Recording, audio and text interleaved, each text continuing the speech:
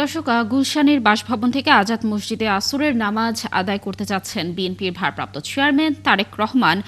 সেখান থেকে সর্বশেষ তথ্য জানাতে যুক্ত হচ্ছেন আমাদের সহকর্মী মামুন হুসাইন। মামুন, নিশ্চয়ই শুনতে পাচ্ছেন আমাকে। আজ বিকেলে তারেক রহমানের কর্মসূচির বিষয়ে আপনার কাছে কি তথ্য রয়েছে, জানাবেন সর্বশেষ তথ্য।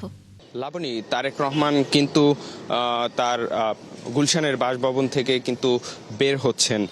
তিনি কিন্তু গুলশানের যে আজাদ মসজিদ রয়েছে সেখানে কিন্তু আসরের নামাজ পড়বেন এবং সেখানে তিনি মরহুমা বেগম খালেদা জিয়ার জন্য যে দোয়া এবং মিলাদের আয়োজন করা হয়েছে সেখানে কিন্তু যোগ দেবেন। এই মুহূর্তে আপনি নিশ্চয়ই দেখতে পাচ্ছেন যে তাকে বহন করে যে গাড়িটি সেটি কিন্তু বের হয়েছে। তার আশেপাশে কিন্তু নিরাপত্তা কর্মীরাও সেখানে রয়েছে।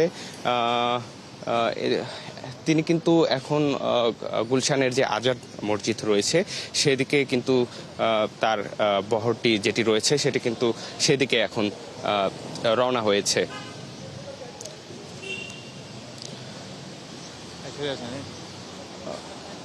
আপনি আপনার মাধ্যমে আমি দর্শককে দেখাতে চাই গুলশানের যে আজাদ মসজিদ রয়েছে সেখানে কিন্তু তারেক রহমান আসরের নামাজ আদায় করবেন এবং নামাজ শেষে যে বেগম খালেদা জিয়ার জন্য যে দোয়া এবং মিলাদের আয়োজন করেছে বিএনপির পক্ষ থেকে সেখানে কিন্তু তিনি যোগ দেবেন।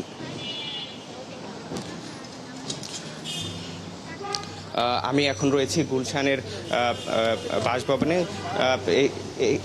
সেখান থেকে কিন্তু তারেক রহমান ইতিমধ্যে।